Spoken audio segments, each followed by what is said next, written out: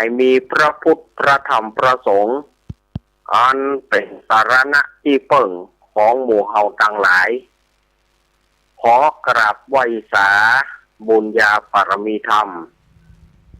อาจารย์ท่านพระครูอภิวัฒนวิกรม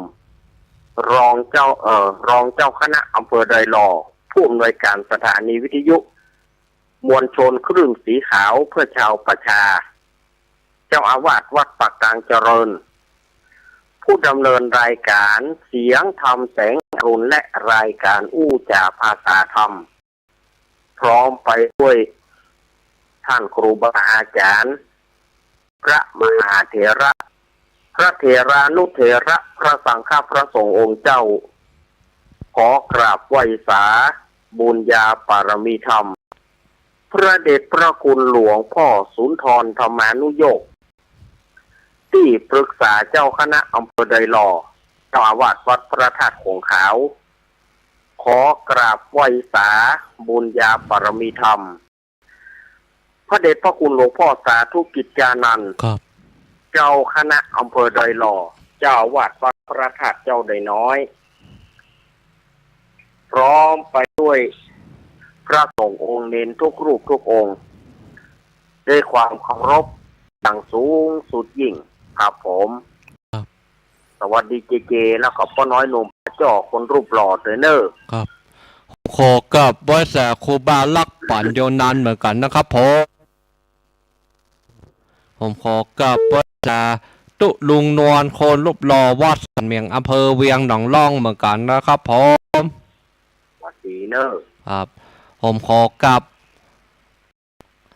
ห้าถอยตุลุงนวลวันศีลวันใดก็ดีไปลืมไม้กะเกะนะครับประเทศเนี้ยเป็นห่วงครับเป็นห่วงเนาะประเทศอย่างมันเป็นห่วงผู้สูงวัยด้วยเนาะบรรทุกก็ดีไปหล่อเตียนไปลืมไม้กะเกะไปตัวนะครับผมเป็นห่วงเนาะไปตกไปเต่าลูกหลานเจ็ดซ้ำเนาะประเทศอย่างเตอเป็นห่วงเนาะครับประธานเตียนประเด็เราไปรอเตียนเนาะขอทุมาตัวเด้อครับไปรอเตียนเนาะขอทุมาตัวรอเตียนเนาะไปรอเตียนไปลืมไม้กะเกะนะครับไปลืมไม้กะเกะเนาะไปรอเตียนไปลืมเอาไม้กะเกะออกจากบ้านไปตัวนะครับผมเป็นห่วงเนาะเป็นห่วงตกเต้าลูกหลานแต่ซ้ำเนาะประเทศเนี้ยเกิดมันเต้ามานี่มันนานหายมันตกลูกหลานเนาะมันตกหลานเนาะกับมันนานหายเนาะมันนานหายเป็นคนเท่านี่มันนานหายเนาะไปลืมม้อยกะเกะปล่อยตัวเด้อวันไปหล่อเตียนบอดแม่เหมาะลำปางเนาะบอดชบเตือนแม่เหมาะลำปางเนาะไปลืมเนื้อเมืองโคบัง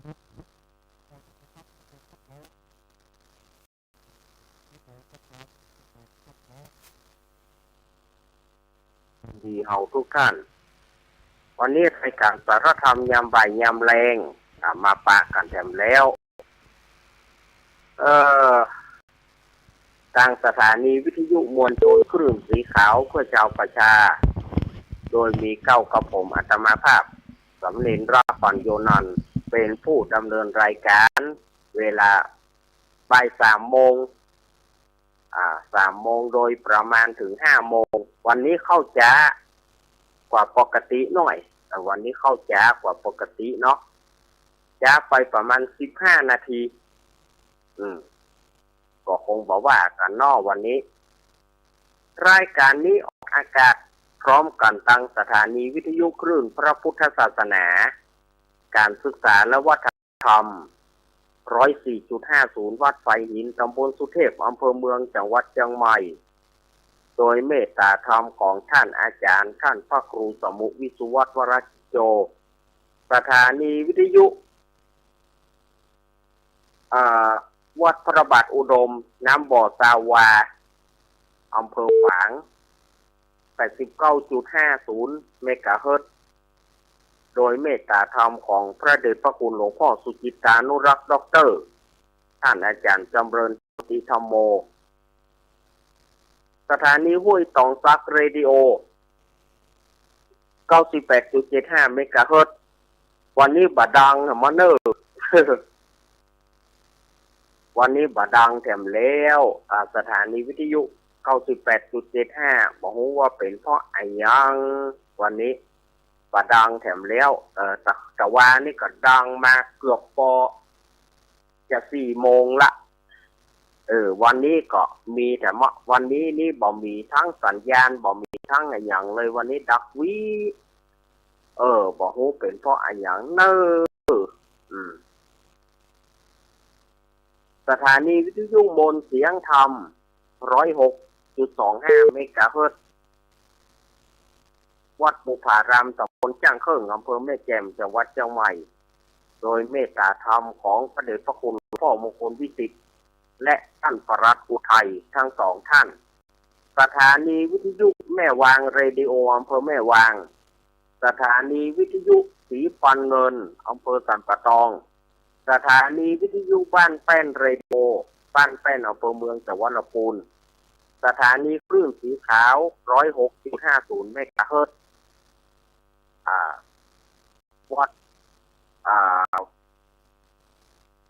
วัดของท่านอาจารย์พระมหาสมชาติชาตาปัญโยวัด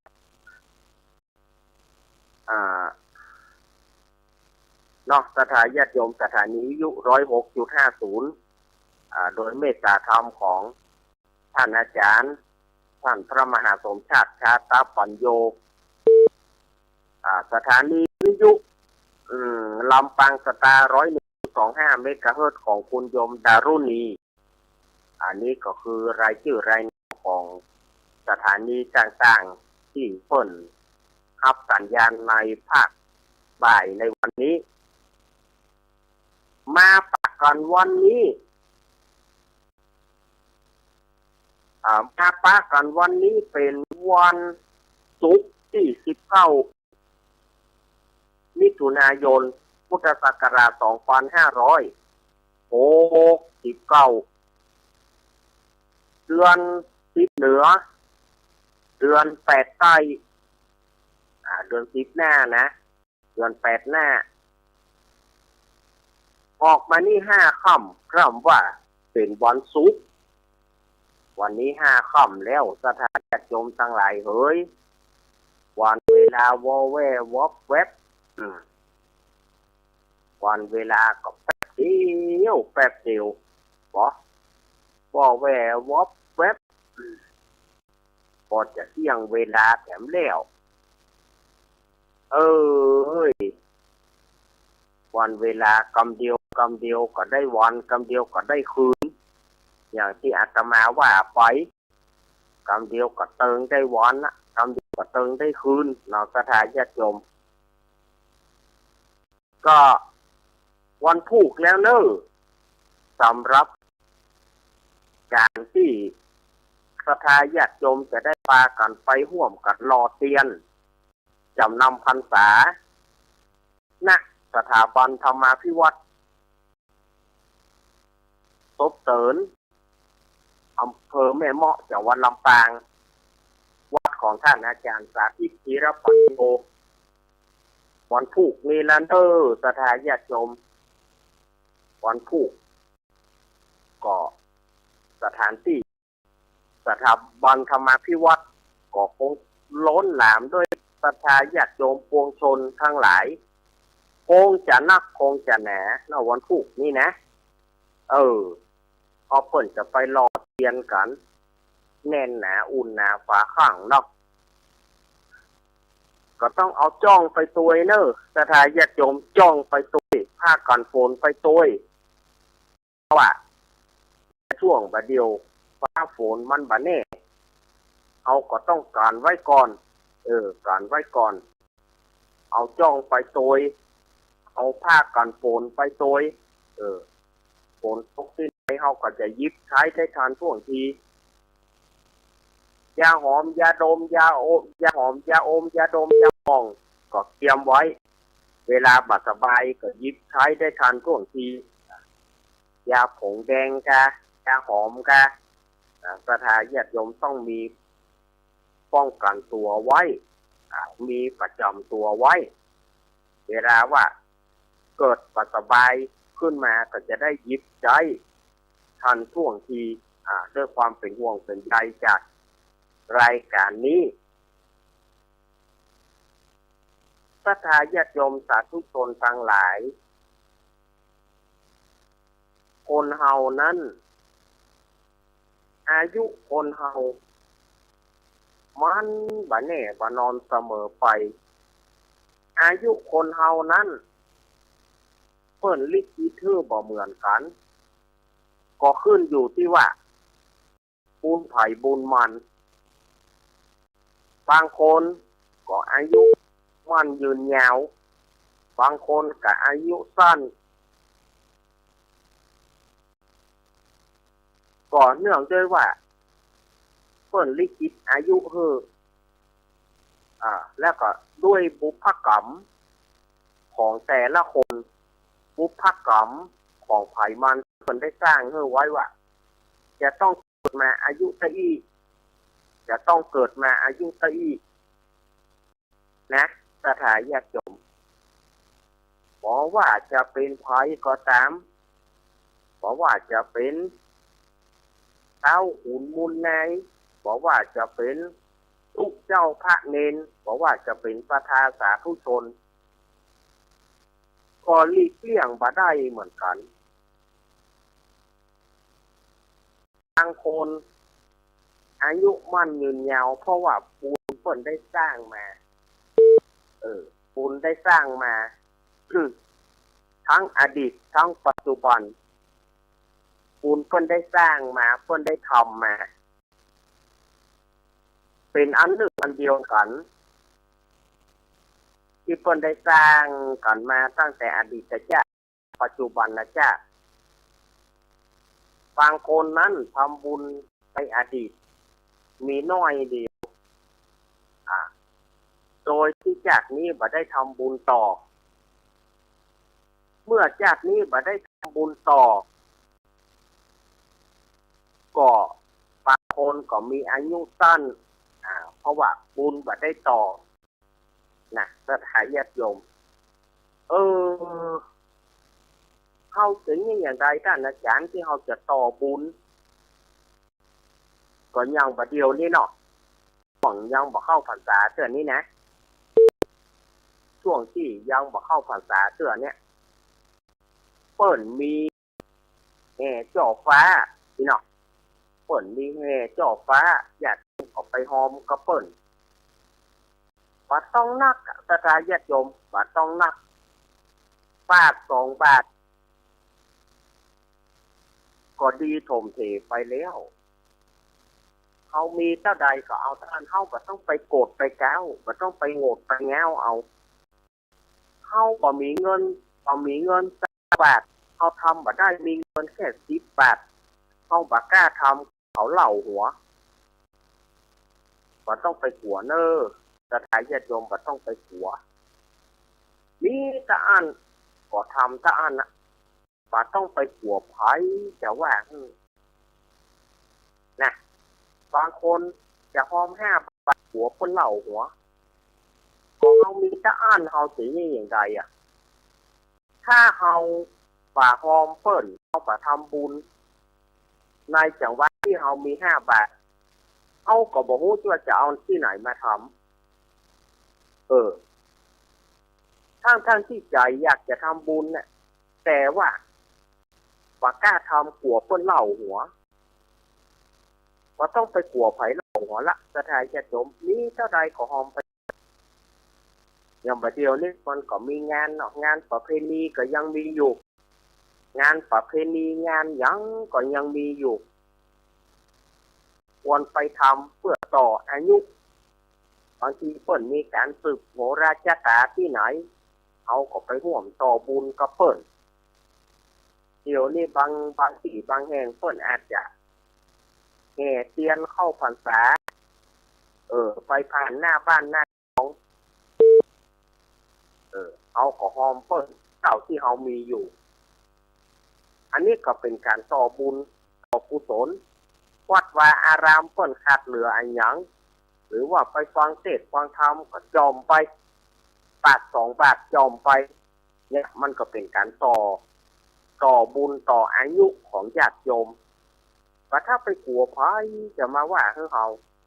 ไฟประเจมาตามไฟส่องต้องเขามีเจ้าใดไฟประเจไปโค้นไปคว้าเขามีเจ้าใดไฟประเจไปตามไฟส่องต้องเขาไฟประเจมาสนใจเขามีหรือบ่มีเขาประเจมาสนใจเขาถ้าจะไปฟังคำเขาว่านี่นะพระทายญาติโยมก็คือว่าเขาบ่ได้ทำบุญละบางคนจะไปทำบุญเราปลอมอะเพิ่นว่าบ่ดีก็เลยบ่ไปละเพราะเพิ่นว่าบ่ดีบางคนจะไปอยู่ลอมปลอมแต่เพิ่นว่าบ่ดีก็เลยพาที่บ่ได้ไปบางคนก็อันนี้บ่ใช่อาตมาว่าเนาะบางคนก็เกินไปหน่อยเพิ่นจะไปทำบุญอย่างกับไปห้ามเพิ่นทั้งที่ก็ของสังฆทานต่างๆหรือว่าวัตถุไสยทานต่างๆปัจจัยต่างๆเป็นของเพิ่นนะศรัทธาญาติโยมที่คอยจะว่าเขาเพิ่นน่ะบางคนก็ไปว่าจะไปทานเนอะคนเฮามันก็หมดกำลังใจต่อเมื่อคนเฮาหมดกำลังใจแล้วมันก็เลยปาที่บ่ได้ทำบุญบางคนเพิ่นจะไปการหาครอบครัวเพิ่นนี่เนาะหรือว่าเพิ่นจะไปการหาผัวก็ดีเมียก็ดีเพิ่นจะไปการเมียจะไปหาผัวจะไปเมียบางคนว่าจะไปการผัวตายก็คือทำเมียได้นะว่าทุกที่ไอ้แม่ศรัทธาญาติโยมสาธุชนทั้งหลายไปเอาที่ไหนแม้มันบ่มีผัวเมียเพิ่นอยู่กับกันเพิ่นก็ให้การหากันก็จะไปว่าทุกเพิ่นเนี่ยยังเพิ่นการก็สูดและเพิ่นก็ต้องว่าคือเพิ่นละบางคนผัวการหรือเมียจะมาได้กินเมียการหรือผัวจะมาได้กินเนี่ยถ้าญาติโยมอยากจะรู้ขอให้ไปที่วัดแล้วนิมนต์พระคุณเจ้าเอาทำเปตพีมาเล่าให้ศรัทธาญาติโยมได้ฟังอันนั้นแหละศรัทธาญาติโยมจะได้ถึงบางอ้อจะได้รู้ได้เลยว่าไปฟังทำเปตพีแล้วเนี่ยญาติโยมจะรู้ว่าผัวต้องหาเมียเมียต้องหาผัวลูกต้องหาพ่อแม่ต้องหาลูกไผจะการหาเฮาของมันบ่ได้มีกฎข้อห้ามไหนแต่มันเป็นคำว่าเข้ามาว่าประพฤติตามเนี่ยก็คือสร้างกันขึ้นมาเองแล้วก็เอาไปมอมเมาคนทั้งหลายจะทำบุญก็ไม่ได้ทำบุญเสื้อผัวกับเมียเปิ้นให้ทำบุญได้เนอะก็ไปว่าเปิ้นอย่าผัวตานมันเมียตานให้ผัวมันได้กินได้คนเฮามาก็ใจอ่อนนะคนเฮามาก็ใจอ่อนจะไปว่าคือกันเตอะเมื่อเปิ้นจะตานก็คือเปิ้นตานไปเงินเท่าใดเงินน้อยตู้เจ้าบ่เอาข้าวมีอย่างไปใส่ความตู้เจ้าแต่เนาะเงินน้อยตู้เจ้าบ่เอาตู้เจ้าต้องการเป็นร้อยไปปั้นเอาที่ไหนมาว่า เอาที่ไหนมาว่าตู้เจ้าเปิ้นเป็นตนนิมนต์อยู่แล้วเปิ้นบ่เคยไปว่าน้อยเท่าใดเปิ้นก็ตึงบอกว่าญาติมันขึ้นอยู่กับสภาวะของญาติโยมที่จะทำบุญถ้าตู้เจ้าจะไปต้องเอาโยมต้องใส่100 500 ปอนด์เลย อันนี้แสดงว่าปัจจัยหลายละปัจจัยหลายละเต้ละสถาญาติโยมอันนี้ถ้าสมมติว่าผู้เจ้าไปว่าเนาะ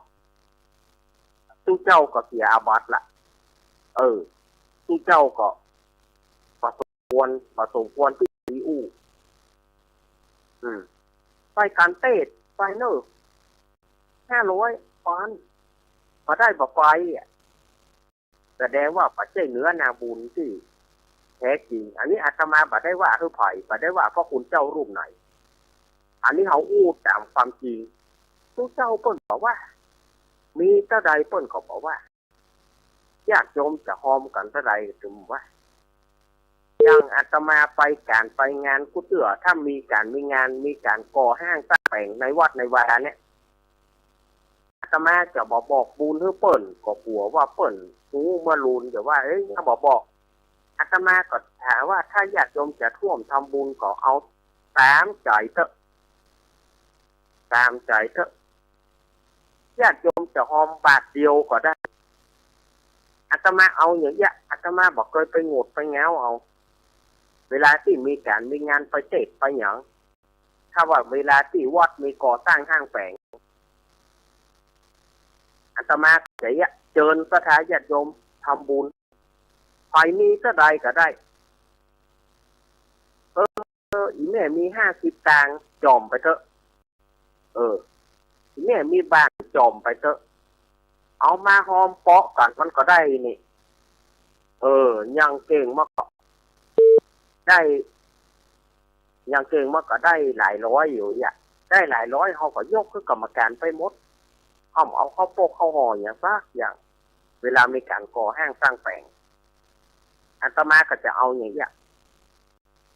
ว่าเคยได้ไปขอสถาญาติโยมพ่วงกันเนอะบางทีก็นักใจสถาญาติโยมบางทียังมีการเพิ่นจะเอาสังฆทานนี่นะชุดละปันนี่เนาะ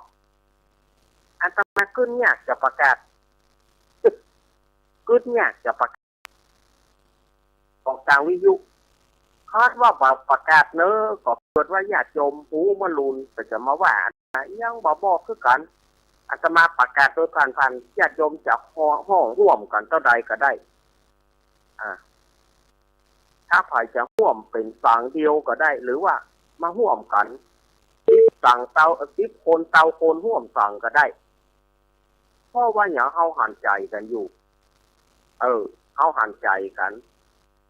อาตมาก็จึงบอกคือสถาญาติโยมอย่างเงี้ยมีเท่าใด5 คน6 คนเข้าสั่งก็ได้10 คนคนเข้าสั่งก็ได้ถ้ามันแปลงเกินอาตมาบอกเลยว่าโยมเฮ้ยพวกอาตมา3 ปอนด์2 ปอนด์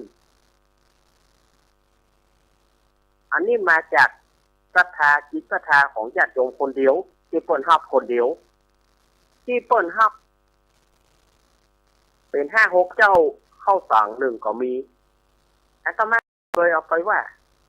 บ่เคยเอาไปนินทาได้เท่าใดก็ยกคือกรรมการได้ก็ยกคือกรรมการอาตมาก็ปัดมือละได้ใจก็คือปัดมือละหักมือเฮาไปแล้วตานไปแล้วเปิ้นยังว่าบางคนอาจจะมองข้ามเปิ้นหอมน้อยก็เป็นสิทธิ์ของเปิ้นมีแต่อ่านเอาจะไปว่าใหญ่น้อยก็มันเป็นปัจจัยของเปิ้น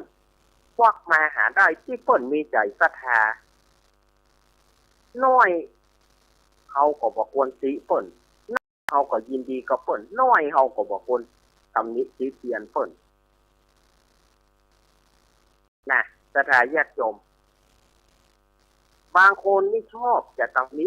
ชอบจะไปว่าเปิ้นไปเท่าใดก็บ่ฮู้ว่าไปถามเปิ้นนี่หยังไปเท่าใดผู้เจ้าเปิ้นบ่เอาแน่มันน้อยอาตมาไปเป็นนักเทศเนี่ยอาตมาเป็นนักเทศอาตมาไปทั่วสารทิศเนี่ยบางคนนี่ไปเลยก็มีเงินน้อยเอาคนมาจะคุ้มค่าว่ะ บางทีเขาก็ได้ยินนะเขาก็ได้ยินแต่เขาก็บอกว่าบางทีกรรมการมาต้อมก้อมท่านปัจจัยบรรนักเนี่ยปัจจัยบรรนักประสำคัญป่อเหยโยมเหยอาตมาว่าได้ว่าจะมาเอาปัจจัยของญาติโยมอย่างเก่งก็ขอมันเจ้ากันน้ำมันก็เจ้านั่นอ่ะอย่างเก่งก็มันคุ้มค่าน้ำมันก็เลี้ยวฮั่นบางทีบางท่านอาตมาเคยไปเทศทำบางคนเจอคนตุ๊กได้นะบ้านเป็นบ้านฝากเสียโอ้บ้านเป็นบ้านฝากเสียบางทีอาตมาเทศแล้วก็ขอญาติพี่น้องลูกหลานเปิ่นมาเอาคืนหรือเปิ่นหมดบางทีเขาไม่ได้ซากบาทก็มีสถานญาติโยมก็ใช่ว่าอาตมาไปเทศแล้วเอาปัจจัยเหล่านั้นน่ะเอาไปเพื่อความสุขของตัวเก่าบ่มีเขาก็เอามาเขาจ้างรถไฟสมมติว่าเขาจ้างรถไฟเขาก็คือการน้ำมันคือมันส่งแค่บางทีเขาก็บอกเอามาได้สักบาทเลยก็มีกุ้มกันน้ำมันอะไรอ่ะเพราะว่าเพราะว่าพอมีรถเขาก็มาได้ไปบางทีเขาไปปะตึกตุ๊กอย่างที่อาตมาว่าเนี่ยบางทีบ้านเป็นฝากครอบครัวเขาจะเอาปัจจัยเปิ้นแม่มันสลดโหดหูใจเปิ้นก็บอกว่าเปิ้นบ่มีเปิ้นก็บอกนะบ้านนี้ตุ๊กเนี่ยท่านเนอตามมีตามเกิดเนยอ่ะเปิ้นว่าอย่างนั้นเลยนะแล้วเขาไปเทศเขาก็ตะอึกใจเอาอะไรอ่ะว่ามาอย่างนั้นแสดงว่าเปิ้นบ่มีแสดงว่าเปิ้นตุ๊กเทศไปตัวแบบจะว่าบักกึดนะเทศไปตัวก็กึดใจกันเลยต้องเอาปัจจัยคืนหรือเปิ้นบอกว่างานศพนี่บ่มีปัจจัยเลยบ่มีสตางค์เลยเอามาให้ท่านแล้วเอามาเป็นค่าการเทศท่านแล้วเนี่ยงานศพจะต้องไปขอยิบยืมพี่น้องชาวบ้านเนี่ยบางทีเอาก็สลดใจบางทีเทศแล้วก็ฝันปอนอายุวันโนสุขังพลังแล้วก็ขอลูกหลานเปิ้นหรือว่าญาติของเปิ้นที่ดูแลเปิ้นมานี่มาอาตมากรรมเอามาอาตมาขอคืนปัจจัยเนอะเอาไปช่วยงานศพเนี่ยเอาไปช่วยงานขาวดำเนี่ยท่านมาเอากระเป๋าละบางคนก็บอกว่าอาตมาแง่วเคยมีนะคนแอนตี้อาตมานะเป็นนักเตะแต่แง่วเพิ่นนั้นถวายแล้วเอาคืนก็เพิ่นก็ถ้าท่านมีหัวใจเป็นนักเทศถ้าท่านมีหัวใจเป็นนักเทศจริงๆอ่ะถ้าท่านมีหัวใจลองเอาใจเปิ้นมาใส่ใจตัวบ่มีเมื่อเปิ้นบ่มีแล้วเขาจะเอาของเปิ้นมามันจะม่วนใจเขาก็เขาคืนให้เปิ้นก็ดีแล้วเหรอเอาคืนให้เปิ้นเนี่ยเขาก็พอใจบางคนบอกนักเทศแง่วอาตมาก็บอกโคตรอาตมาว่าของแง่วเถอะก็เปิ้นบ่มีอ่ะเขาอย่างใดอ่ะก็อินดูเปิ้นน่ะ เดี๋ยวไปเตะทุกคนอนาถาเนี่ยก็เปิ้นบ่มีอ่ะเปิ้นหอมกันคนเล็กคนน้อยเปิ้นจุ้ยเฮาจะไปเอาของเปิ้นมาหรืออาตมาทำบ่ได้ไผว่าเหงาก็จ้างเถอะไผว่าเซอะก็จ้างเถอะเอาเพื่อช่วยคนเขาเหงาเพื่อช่วยคนเขาพอใจที่สุด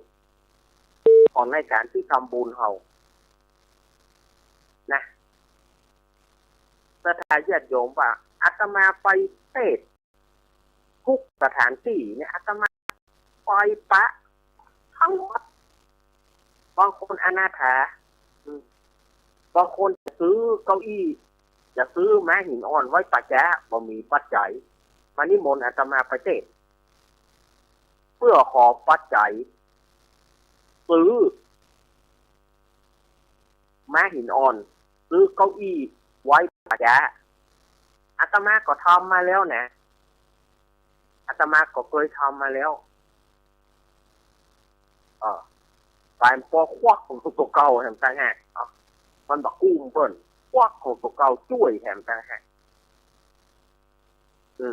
เพราะว่าเปิ้นต้องการปัจจัยเหล่านั้นบางงานเข้าโกงเข้ากล่ำเนี่ยสถานญาติโยมยิ่งงานเข้าลูกขมูลกล่ำเข้าโสสานกล่ำเนี่ยตู้เจ้านักเทศเป็นผู้เสียสละเลยบางทีบ่ได้สักตัวเลยเข้าวัดบางทีบ่มีสตางค์สักบาทเข้าวัดนั่นอย่างเพิ่นต้องการปัจจัยจะสร้างชาปนสถานจะสร้างศาลาจะสร้างอะไรอย่างเพิ่นขาดปัจจัยเพิ่นนิมนต์เทศน์บางทีเขาได้เป็นหมื่นว่ะเสร็จแล้วอายุวันโนสุขังพลังกรรมการอันนี้อาตมาขอคืนเนอะวันที่อาตมาบาทได้คืนสักบาท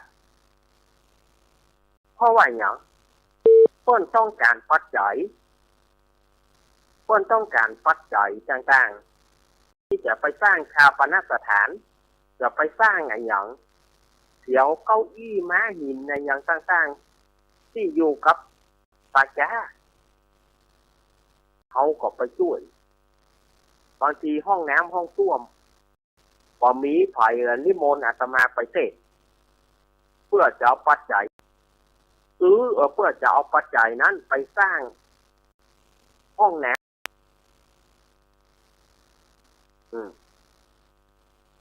แต่ก็ยังมีคนส่วนมากที่แอนตี้เหงาไปเหงามีแต่ใดเอาไปคือเปิดหมดพอท่านลองเอามานึกใจเฮานึกใจเปิดพอเปิดต้องการเปิดเดือดร้อนในเมื่อเปิดเดือดร้อนมาแล้วเขาจะอดทนได้หรือ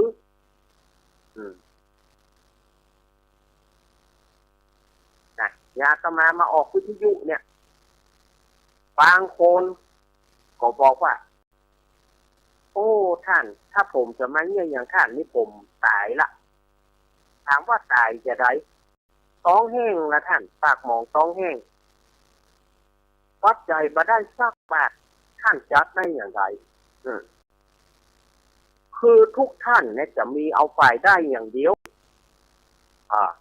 ส่วนมากคิดว่าจัดวิทยุจะต้องได้จากผอ.จะต้องได้จากผู้อำนวยการเพิ่นจะจมเพิ่นจะใส่เฮ้อปร้อยกว่าปานถามได้ปัจจัยที่บาทแต่มันจัดวิทยุเขาบอกว่าป่าได้แล้วท่านจัดได้อย่างไรเนี่ยโคเขานิ่มลูกเนอะต้องห่วงโคโล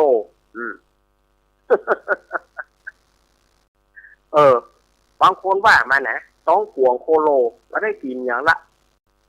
จัดวิทยุป่าได้มันน่าจะมีค่าซึกหลอฮือกะค่าน้ำมูกน้ำมันเราท่านมันน่าจะมีแต่ละคนบ่มีคำว่าจิตอาสาแต่ละคนบ่มีใจฮักในศิลปวัฒนธรรมที่บางทีบางคนเนี่ยมีของจัดหนักคนนะมีของจัดหนักแต่ว่าบ่ยอมมาเผยแพร่ขั้นจะเผยแพร่ก็บอกว่ามันบ่ได้ค่าตอบแทนมันบ่ได้ค่าตอบแทนนิดเลยโอ้โยมเฮ้ยถ้าเราไปคิดตามนั้นเนี่ยก็คือว่าลิ้นเตาะเหงือกวิทยุของเราเนี่ยเป็นวิทยุชุมชนป่าได้เป็นวิทยุที่เป็นธุรกิจ าบ่มีการตอบแทนอันไหนพระสงฆ์องค์เจ้าที่มาดำเนินรายการเนี่ยมีใจฮักป่าได้มีใจฮักเท่านั้นถ้ามีใจฮักมันก็ว่าลูกว่าเหลาละสุกว่าลูกละเสาคนได้มีใจฮักนะคนได้มีใจฮักนะละสุกว่าลูกละเสาจะต้องมีคนที่มีใจฮักก่อนถึงจะมาดำเนินรายการวิทยุชุมชนได้ถ้าญาติโยมจะไปอยู่วิทยุหลักควรจะต้องทดสอบละความรู้เขามีเท่าไหร่ความรู้เขาระดับไหนความรู้เขาปริญญาก่อความรู้เขาปริญญาก่อความรู้เขาถึงขนาดไหนเขาถึงจะมาออกวิทยุอย่างวิทยุชุมชนเนี่ยสถานญาติโยมว่าต้องอย่างนักไอ้เกี่ยวไอ้คอมไอ้ดำไอ้แดงกอดจัดได้ขาแนนว่าจ้างอู้แต่ถ้าเอาไปจัดวิทยุใหญ่วิทยุรักเนี่ยสถานีรักจริงๆอย่างเฮานี่เพิ่นบ่เอาแต่ละอย่างเฮานี่เพิ่นบ่เอาขนาดเฮาจะอู้แจ้งเพียงไหนก็แจ้งเพิ่นบอกว่าความรู้ของคุณบ่มีประผ่านการจบปวประผ่านการจบวิทยุจะอู้เป็นจะได้ทุกอย่างมันยอมอู้ไปเลยนะเพิ่นบอกเอาแต่ยังสถานีวิทยุโซนเขาเนี่ยอาตมามีความรู้สักอย่างนี่มีความรู้โกหกอย่างนั้นนี่แต่อาตมาก็มาออกวิทยุเนี่ยก็จะพอเศร้ากว่าปีนะสถานีจมตั้งแต่ปี50มาตั้งแต่ปี50มาอาตมาดำเนินจัดรายการวิทยุจัดตั้งแต่ต่อแตะขึ้นมาจัดตั้งแต่น้อยมาจัดตั้งแต่ต่อแตะขึ้นมาเป็นรายการเพิ่มขึ้นมาจนเป็นเอกลักษณ์ของตัวเก่าเนี่ยอาตมาต่อแตะต้อมแต้มเท่าไหร่จัดตั้งแต่การตัวต่อแตะต้อมแต้มมาเท่าไหร่ทีแรกเพิ่นยังบักแก่คือจัดเสื้อก็กล้วยอู้ไปกล้วยให้อู้ไปกล้วยให้อู้ไปจนถึงทำนานเขาก็ได้อู้เป็นวิทยุรักวิทยุใหญ่วิทยุธุรกิจเพิ่นจะฮืออย่างเพิ่นฮือเนี่ยสถานจะเดี๋ยวบางคนมีความนักนะบางคนมีความรู้จัดนักเกิดจวนมาออกวิทยุชุมชนประชันบอกว่ามีอย่างท่านก็สามารถเผยแพร่ได้บางคนบอกว่าผมจะไปมาโดยบ่มีใจบ่มีการน้ำมูกน้ำมันผมบ่ลูกบางคนว่าอีเลยผมบ่ลูกท่านจะมาออกจากผมบ่ลูกเพราะผมบ่มีปัจจัยผมจะต้องใจต้องศีลผมจะมาส่งท่านเขาถึงวันนี้ผมบ่ลูกคนก็ว่ามาส่งบ่ลูกฉะนั้นจะต้องคนที่ใจฮักคนที่มีอาสาถึงจะอยู่กันได้ในการใช้วิทยุชุมชนสื่อนี้คนต้องมีใจเต่าอันคนมีใจฮักได้ส่วนมากก็โซดตากกันไปหลายรายละมาทีแรกคือม่วนกันเห็นแดนทีแรกโก้ปลากันมาเห็นแดนตึงละอ่อนตึงคนใหญ่ขั้นมาออกวิทยุชุมชนม่วนดีที่ได้ออกสมัยนะอาตมายังบัดออกวิทยุเด้อเข้าก็หันละอ่อนจากคนใหญ่จะเข้าวิทยุลุกคนไหนมีโอ้โหสุขสันต์แต่เหลือเกินที่ได้มาออกวิทยุต้องบอกว่าเปิดนี้จะอนาคตจะก้าวหน้าเนอะเอาปอมา ตาดก่อนวุ่นวายบอกว่ามันบ่มีผลตอบแทนมันบ่มีตอบแทนขึ้นมา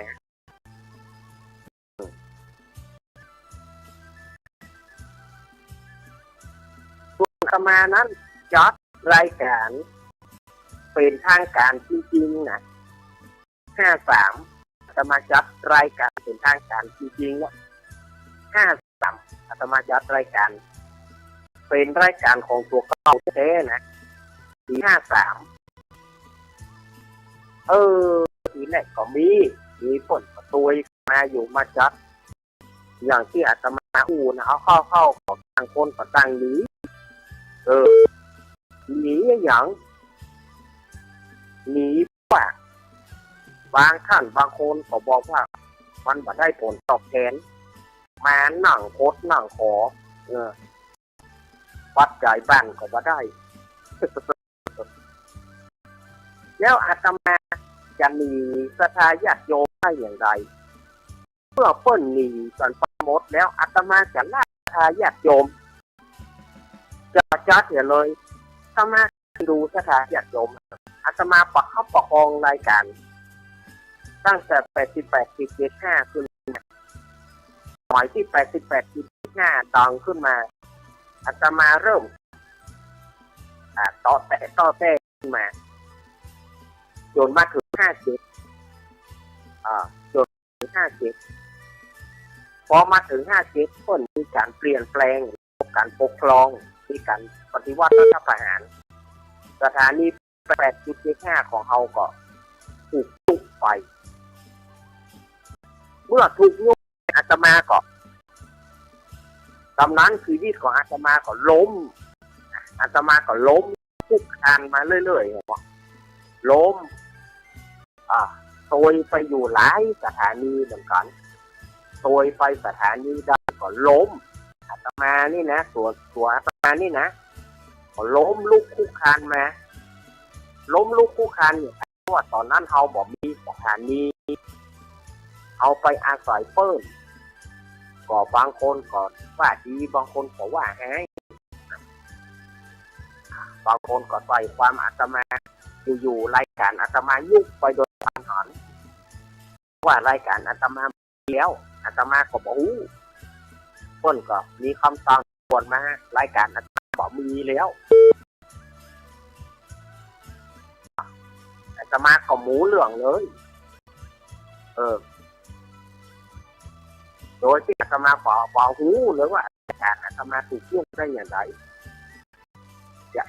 มาจนถึงเนี่ยจนถึงอาตมาก็มาที่แนวเรดิโอมาต่อกันประมาณ5960อาตมาก็มาต่อที่มาอยู่ที่ดีแนวปิกมาที่ดีแนวแหมคำ1มาถึง6162มาถึงปลาย63เนาะมาถึงต้น63ก็แนวเพิ่นก็เพิ่นก็ว่าคือออกอาตมาก็มีความหวังอย่างที่เนี้ยที่ต่อฟักเรดิโอของเราแล้วก็สถานีวิทยุมวลชนคลื่นสีขาวเนี่ยถ้าสถานีวิทยุมวลชนคลื่นสีขาวเพื่ออาตมาออกทำการนี้ก็อาตมาก็กำนักกับตังฝ่ายกลางวันน่ะเนอะกำนักกับตังฝ่ายกลางวันน่ะเนอะกำนันบอกว่าสถานีไหนบอกอะไรลูกกำนักก็วังก็มีด้วยประการฉนี้หมดเวลาสถาญาติโยมหมดเวลาแล้วเนอะวันพุธเนอะสถาญาติโยมวันพุธก็จะไปลือนะที่สถาบันธรรมาภิวัตน์ตกเสริญตำบลโสปาดอำเภอแม่เมาะจังหวัดลำปางวัดของท่านอาจารย์สาธิต ศิรปัญโยวันพุธนี้เปิดหล่อเทียนจำนำพันษาแม่บุญปานชื่อหยังแม่บุญปานตาหยังแม่บุญปานชื่อหยังก็วันพุธนี้องค์การไปห่วมโยก้าแม่บุญปานแม่เทกันที่ไทยนาแม่บุญปานชื่อหยังก็กล้วยงู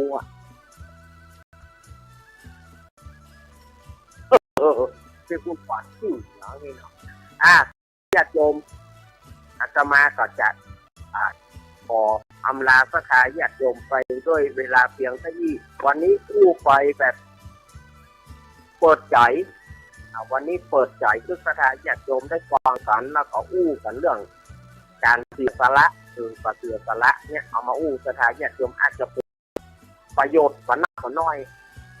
ถ้าอาตมาอู้กรรมที่บอกว่าเอาไปพอสุมาไปอาตมาขอนำรายการอำลาสถานญาติโยมไปก่อนแต่ถ้าช่วงที่สองบอกมีครูบาอาจารย์มาถ้าเจยิงเบอร์มาอาตมาก่อนอาจจะมาดำเนินรายการช่วงที่สองแต่ถ้าเพิ่นมีครูบาอาจารย์มาก็เลี้ยวไปนอกอายุวันโนสุขังพลัง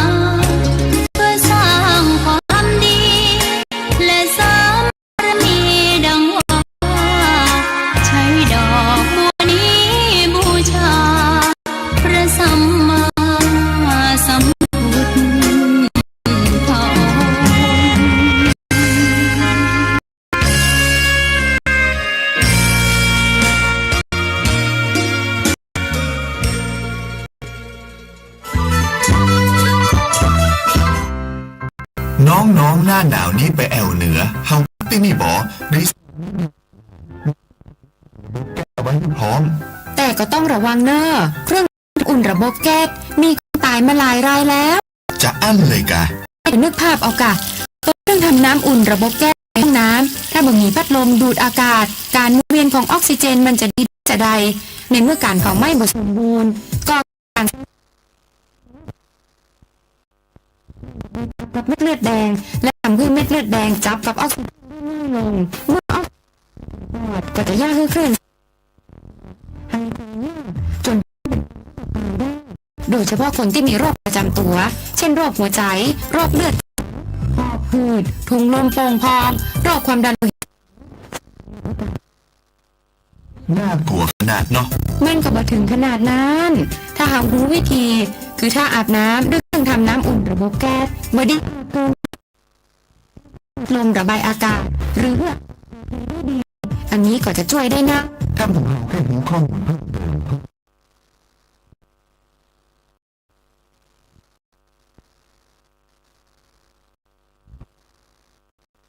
เป็นแค่4-6หรือสายด่วน1422จนเครียดกินเหล้าจนเครียดเหล้าจนเครียดกินเหล้าจนเครียดกินเหล้าจนเครียดกินเหล้าจน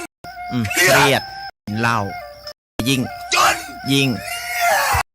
ก็เลิกสิเหล้าอ่ะจนเลิ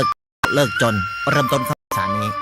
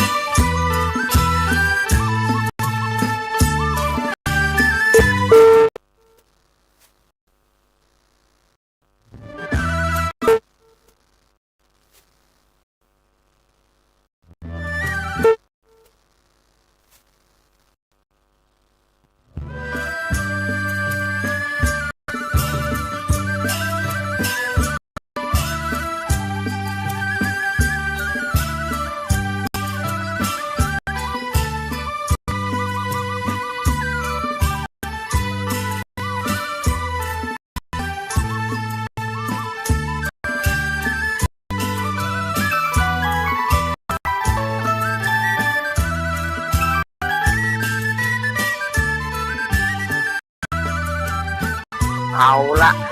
ศรัทธาญาติโยมสาธุชนทั้งหลายก็มาถึงช่วงที่2ของรายการสารธรรมยามบ่ายยามแลงสถานีห้วยตองตักมีปัญหาแถมแล้วเนอะขอ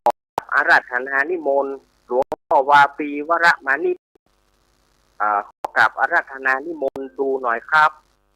สถานีวิทยุตองตักเราไม่มีสัญญาณอะไรเลยมีแต่โซ่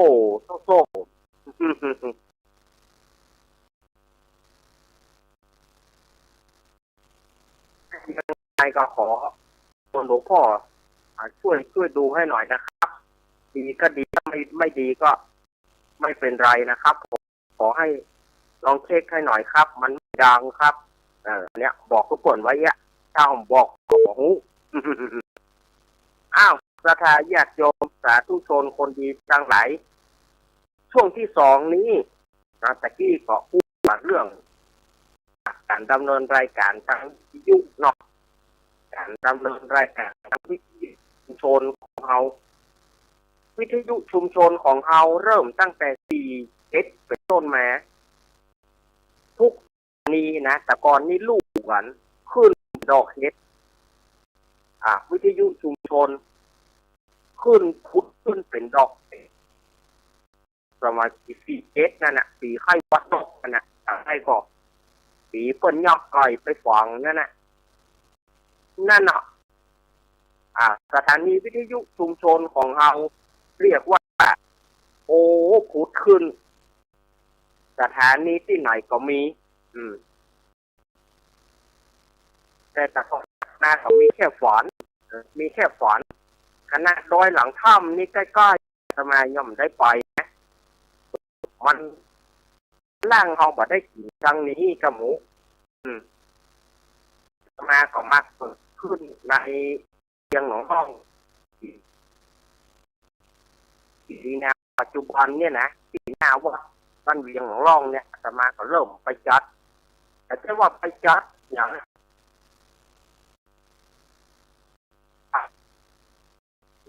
วันพัดขึ้นไปเตะทำกันทยอยกันไปกันเนี้ยเริ่มของอาตมาเริ่มของอาตมาเริ่มตั้งแต่นั้นไปต้นมาจนมาถึงเนี่ย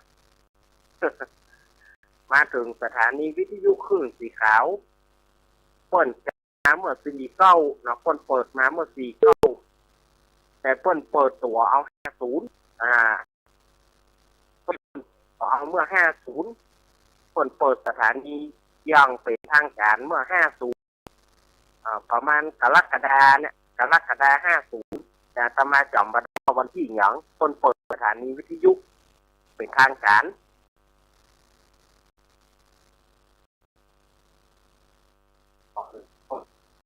สวย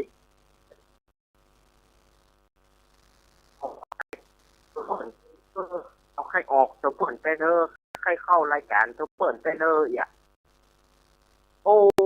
สถานีมันเปิดว่าบุญมันบัดถึงเวลาเมื่อบุญมันบัดถึงเวลาเนี่ยมันก็อย่างใดมันก็บัดได้ออกอย่างใดมันก็บัดได้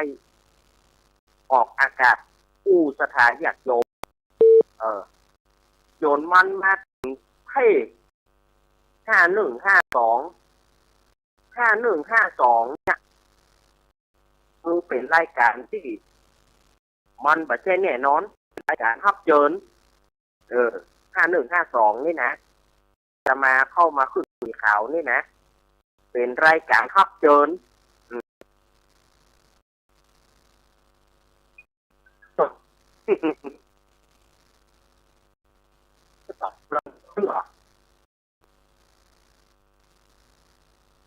แต่ตะกอนก็มีพระคุณเจ้าแก้วอยู่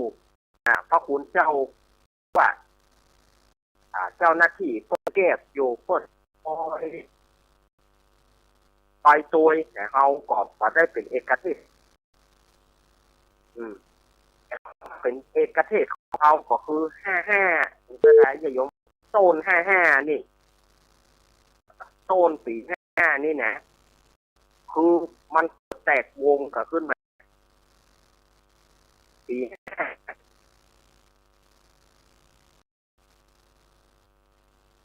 นี่กันไปละอัตมาบอกพอละเขาแล้วเขาจะอย่างไรเขาจะสว่างให้กันก็ดูมาป่าจ้าง